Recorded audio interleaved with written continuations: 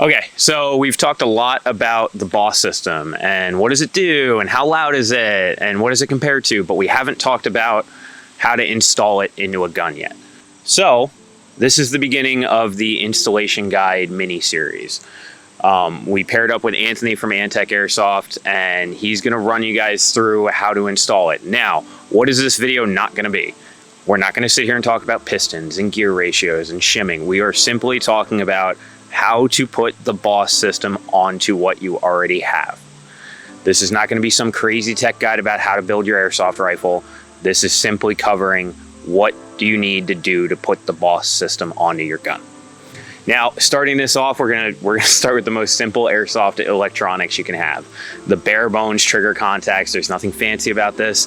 We're gonna go through real quick how to install it if you have a bare bones stock AEG.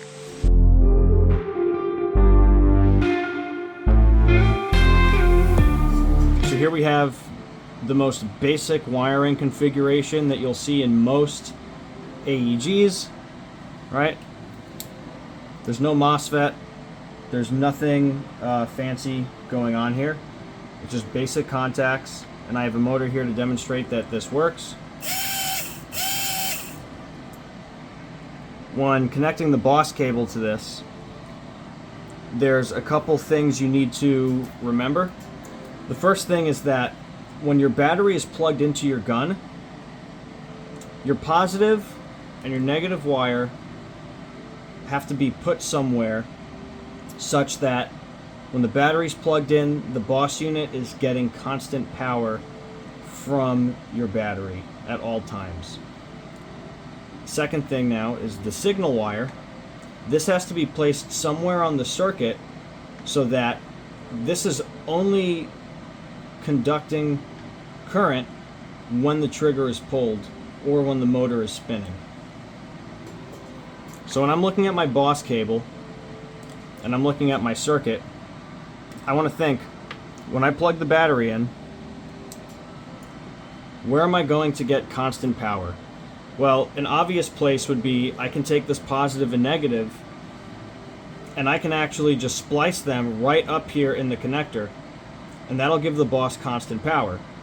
But in your specific case, you might want to find a more strategic place to locate these wires, because after all, this is going to route out through the front of your gun, and cable management can be very tricky sometimes. So what you want to do on your basic circuit is you want to trace your red wire all the way down from the battery, and you want to see where it goes.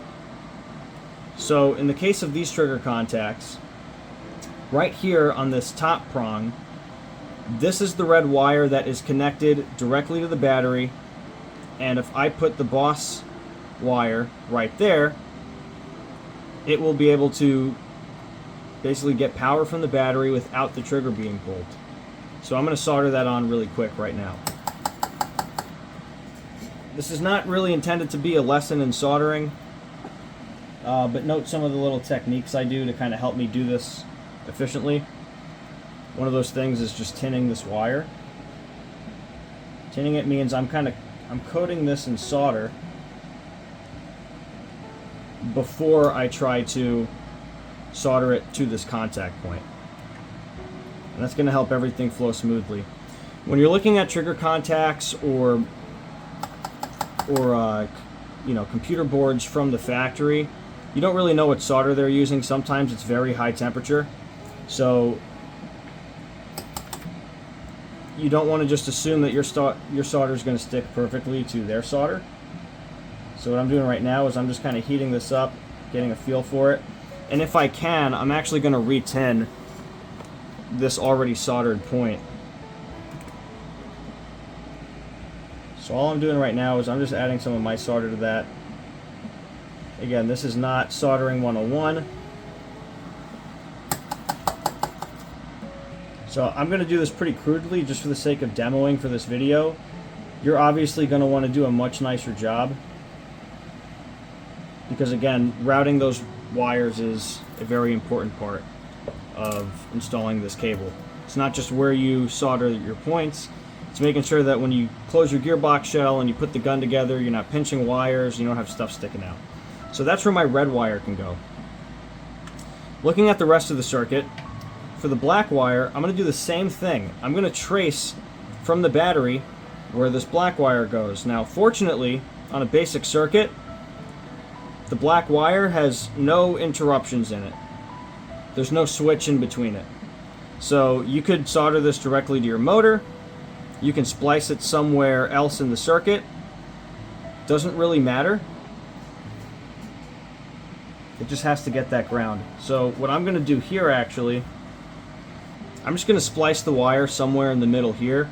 This is not where I would put it if I were actually putting the circuit in a gun, but I'm not putting the circuit in the gun. I'm just kind of showing you that you can put the negative wire anywhere. I'm going to tin this part of the wire that I want to solder this B.O.S.S cable to. Just like that. Pretty much already getting it heated up, already getting it bonded with the solder. It's going to make connecting these two wires a lot easier. And I'm going to strip a little bit more off of this guy.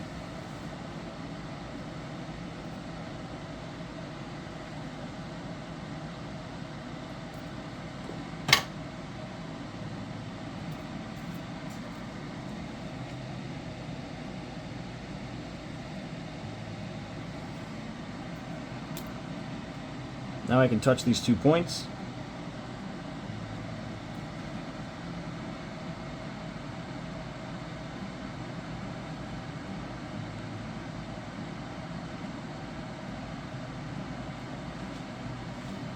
Again, very crude job.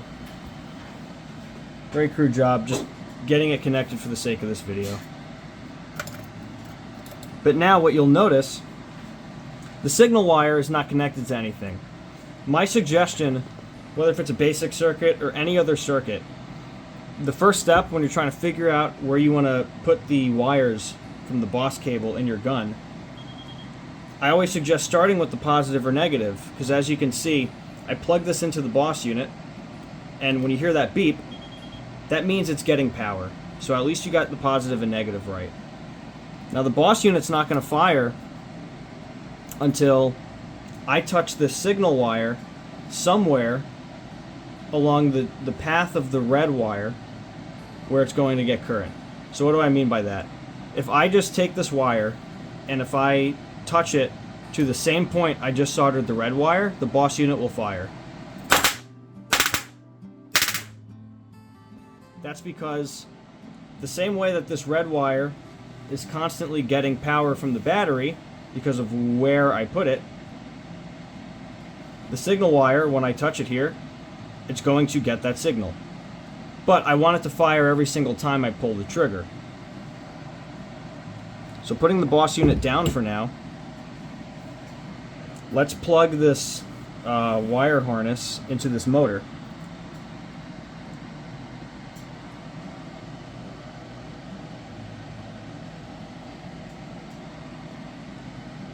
Now the motor's not spinning, even though there's a battery plugged in. Why? Well, that's what the switch is here for. There's another red wire that goes into the motor, and there's the black wire that goes into the motor. Well, when I touch the contacts, the motor's going to spin. So I want to take my signal wire and I want to put it on the other contact on this switch. And right now, I'm just going to touch it. It's not soldered on. Right now what I'm doing is probing. So I guess the point I was trying to make is, once you get your positive and negative hooked up and you can plug a battery in and confirm that your B.O.S.S is getting power, if you don't know exactly where you need to put the signal wire, I suggest you start probing. Find a spot where you can put it on your trigger switch or on your MOSFET board, and we'll get to MOSFETs later. Put it somewhere such that when you touch it, the B.O.S.S unit doesn't fire, but when you pull the trigger, the B.O.S.S unit does fire. So right now, as the motor spins, the B.O.S.S unit fires.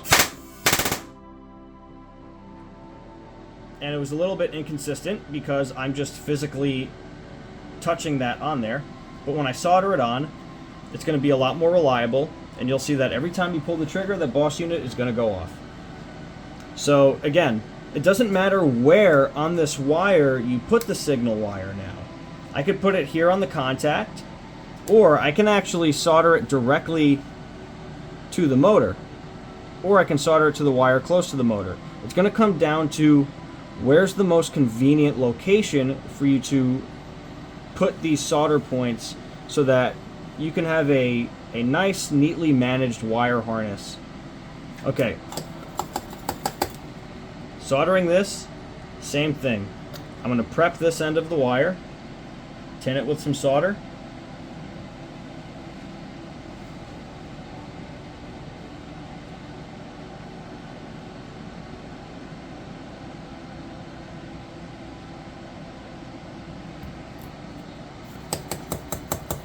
I'm going to prep the area I'm going to solder the wire to. And hopefully I don't lose this wire that's already soldered to it in the process.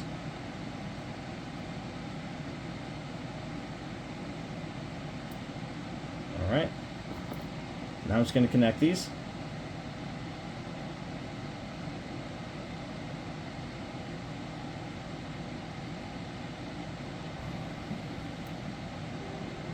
Stand by.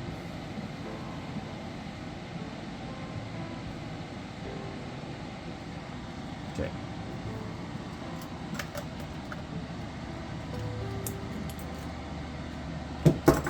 Now, this wire harness in particular is kind of a rat's nest. It can look like this and still work.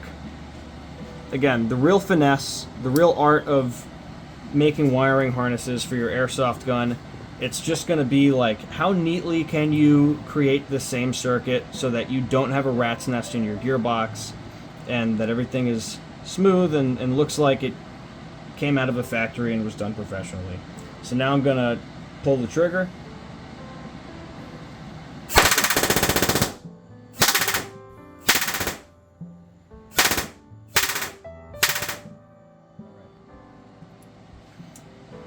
So there you go.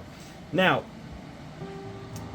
what happens on these traditional trigger contacts, on semi-auto, when the trigger's pulled, the sector gear is going to rotate, it's going to hit a cutoff lever, and it's actually going to physically pull this trigger shuttle away from the trigger contacts, and that's going to disconnect the circuit.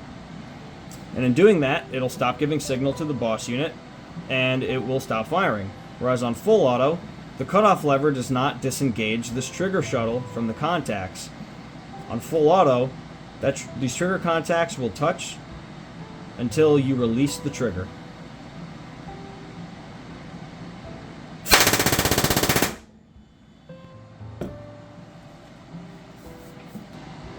So here I kind of have the harness laid out on a table in a configuration that might look more familiar to you. It's not just a complete bundled mess of wires, but you can see that by soldering everything as close to the trigger contacts as possible, you're minimizing the amount of wires that have to route in your gearbox underneath your motor tower.